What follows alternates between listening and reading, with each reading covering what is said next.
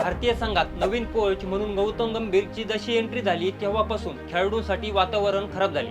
ऑस्ट्रेलियात अश्विन गेला, नंतर रोहित गेला, आता विराट गेला आणि पुढे अजून 2 खेळाडू जसप्रीत बुमराह आणि रवींद्र जडेजा टेस्ट क्रिकेटला लवकरच अलविदा करण्याची शक्यता आहे। आजपर्यंत गौतम गंभीरने इंग्लंडमध्ये एकही शतक मारले नाही। गौतम गंभीरची इंग्लंडमध्ये सर्वाधिक धावसंख्या 38 आहे।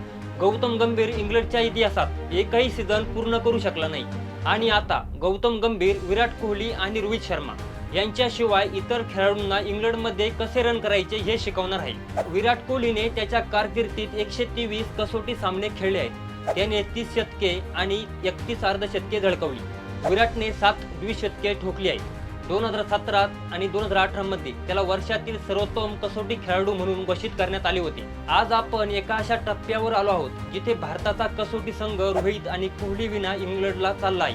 हा संघ नव्याने तयार होत आहे, पण या नव्या संघाला अनुभव, धैर्य आणि क्लास देणारे ते दिग्गज आज नाही।